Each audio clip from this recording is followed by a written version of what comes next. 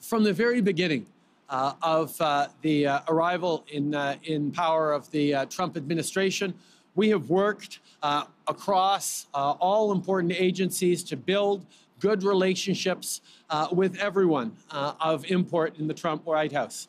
We know that we have had great working relationships with many folks, including Rex Tillerson, but I can also say that we've had a great working relationship with his successor, Secretary-Designate Pompeo.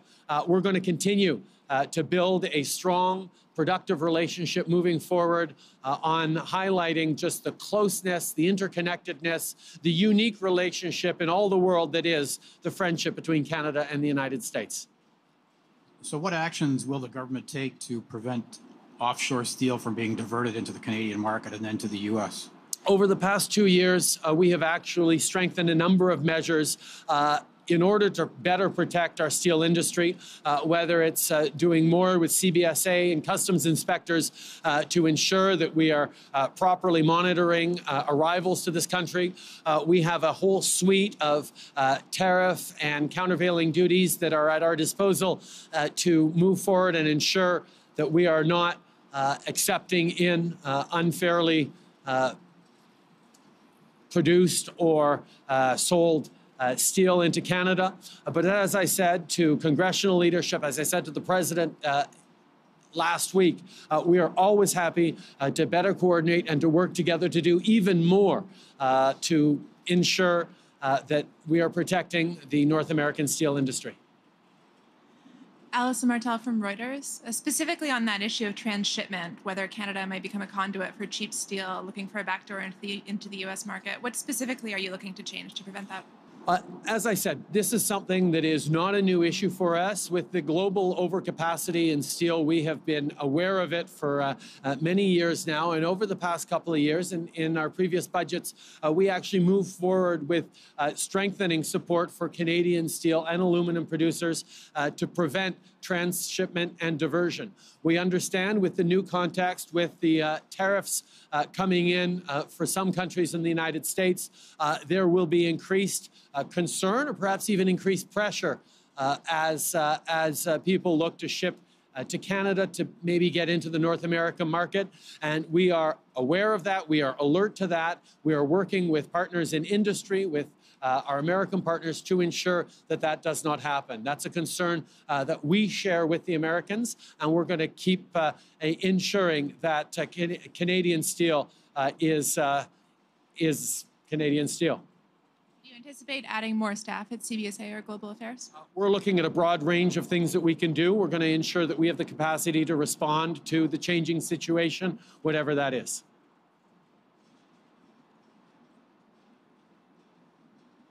Sorry, sir, two quick questions. Colin with the Canadian Press. First question is, what is the backstory on that colourful string that you wear around your wrist? I was given this at a temple in India, and I wear it as a memory of the great trip we had. Thank you. Hamilton, where you're in now, has seen opioid deaths double, I'm told, between 2016 and 2017. What do you say about those numbers? And sorry, I didn't hear the beginning of your question. Sorry. I'm told that opioid deaths in this city in Hamilton have doubled 2016 to 2017. What do you say about those numbers, and what is your government actually going to do about them? The opioid epidemic is something that has touched families right across the country.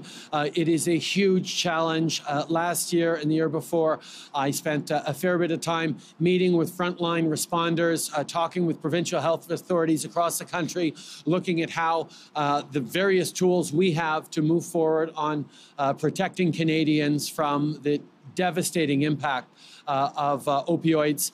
We have done a broad range of things. We've empowered the medical profession to prescribe better synthetic alternatives that will hopefully save lives. We've empowered frontline responders and invested more money in them.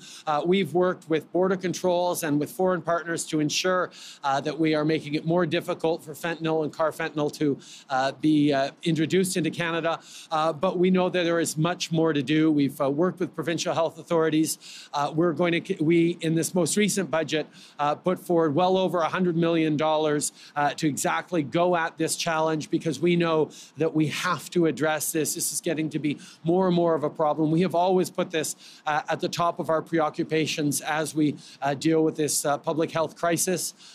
Here in Hamilton and right across the country, we're going to continue to work with local partners, frontline responders, with health agencies around safe consumption sites, around harm reduction, around ensuring that everyone from the medical profession to the first responders have the tools necessary to prevent more tragedies that are happening far too often in communities like this right across the country. Matt Van Dongen, Hamilton Spectator. Prime Minister, after speaking to Stelco employees this morning, can you say what measures you're contemplating to help better protect pensioners and workers in the steel industry and elsewhere under bankruptcy proceedings in the future? We understand how important it is for people who have worked their whole lives and contributed to their pension funds to feel secure in their capacity to retire in dignity and security. This is why our government has moved forward in the budget with significant commitments to ensure that we are strengthening the pension plans, whether we talk about Stelco having faced challenges in the past, now being in a much better place, whether we look at Sears pensioners or others, we know that there is much to do. We have to ensure that Canadians are confident in their pensions, and as a government, we're going to continue to work with all stakeholders in making sure that happens. Monsieur Trudeau, bonjour. Sébastien Saint-François du Canada RDI. Hier, vous avez mentionné le fait que la Chine était probablement un des pays qui pourrait tenter de faire passer son acier par le Canada pour le faire entrer aux États-Unis. Quel est l'avantage pour vous, quel est l'avantage pour vous vraiment de nommer la Chine, nommément de name China? Ce pays-là qui est probablement le plus susceptible. It's probably the country that is more susceptible to name that country. Well, as an international community, we spoke about the problems based on overcapacity in the world of steel, and especially we spoke about China, but we speak about the same terms regarding Russia, and we know that some countries in the world do not have the same norms or standards of production and same quality of workforce and same responsibility or accountability in terms of the environmental impact of their production. So we must protect the great quality of jobs here and the quality of the production here. And that's why, as a community, as an international community, we're always very firm on the necessity of having an equitable context in international trade. Now, sadly enough, there's some countries that do not have played fairly and with the same rules. For someone who does not understand the American attitude or the vision of President Trump, can you explain to us what he was worried about regarding China and going through Canada? I'm sorry, this question is an interpretation question of Mr. Trump's terms, but yes. Well, I can explain to you through the Canadian context that preoccupies us. Our workers in places like Dofasco are well paid to do a professional job.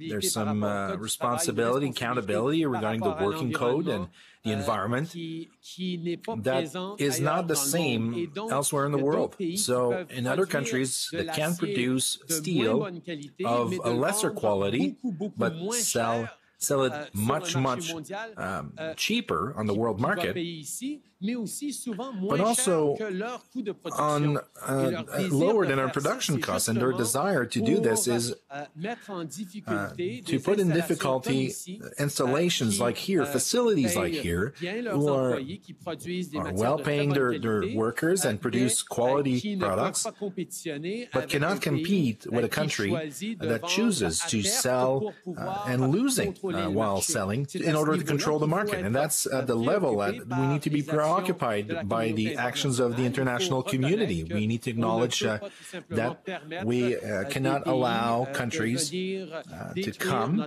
and destroy our local industry.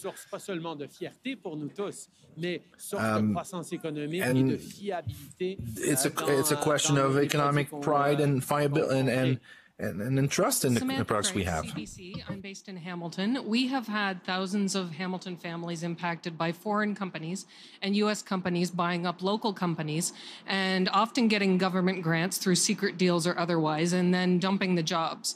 And I'm wondering how you're going to prevent this from happening again. One of the reasons there was a change in government 2 years ago is because Canadians were tired of the secretive, non-transparent approach of the previous government. And that's why we've done a significant job of making the criteria around the Investment Canada Act, making the criteria with which we move forward on foreign investments a lot clearer, and doing a better job, quite frankly, of protecting Canadian interests and Canadian jobs. We know that global investment is good for the growth of the Canadian economy. We just have to make sure that it's also good for our workers and our communities. And that is something that this government never compromises on. Just a quick question from CBC English. Has there been enough NAFTA progress that you can see a deal in principle by the end of April round? We continue to be very optimistic about how we're moving forward on NAFTA. From the beginning, Canada has been very positive about our ability to update and improve on NAFTA. It's a 25-year-old deal, and obviously there are many provisions around digital and others that need to be updated. We know also that there is an outcome that will be a win for Canada, a win for the United States, and a win for Mexico. And the work that we're doing at the table is about getting to that. We're very positive about the progress that's been made over the recent rounds, and we're going to continue to work seriously and diligently on defending Canada's interests, but also on moving towards a deal that works for everyone. Hello, Mr. Prime Minister. Nicole Martin, CHCH News in Hamilton. You're mentioning again today, as you mentioned last night on CNN, that you're going to stand up for Canadian workers every step of the way. So what are you prepared to give up in NAFTA to make it a fair deal for President Trump to ensure the jobs here in Hamilton? As I've said many times, I'm very enthusiastic and positive about the ability to improve upon NAFTA, but I've also said that it's got to be a good deal for Canada. The thing is about getting a good deal for Canada, I know we can get a good deal for Canada while getting a good deal for the United States and indeed for Mexico. And that's what we're going to stay focused on. As I've said, we will not be accepting a bad deal, but we're going to keep working until we get a good deal. That's what anyone would expect. That's certainly what the president understands, that my job is to stand up for Canadian interests and Canadian jobs, respects that I will be doing that at the same time as we can work together.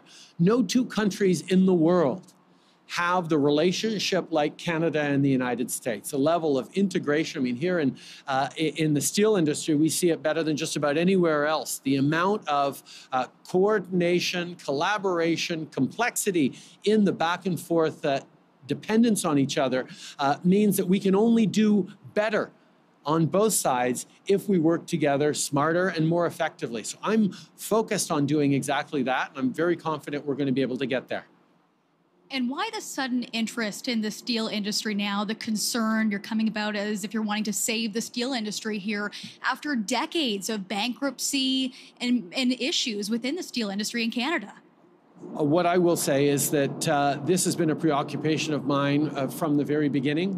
When I had an opportunity to talk to President Trump last year in Sicily for the G7, my concerns around the 232 measures on steel and aluminum were something I talked about right then with him and started to lay track on the fact that Canada should not be seen as a problematic partner for national security, that national security issues do not apply, could not apply to Canada when we have our aluminum in their fighter jets, our steel that goes into their armored vehicles. We know that the collaboration on NORAD, the collaboration on national security issues, narrow and broadly, is something that is really important to both of our countries. So I have been focused very much on the quality work being done by Canadians right across the country since the very beginning of my time of service as Prime Minister. I will continue to focus on protecting Canadians' good jobs because I know as well that when we look at the quality of work done here in Canada.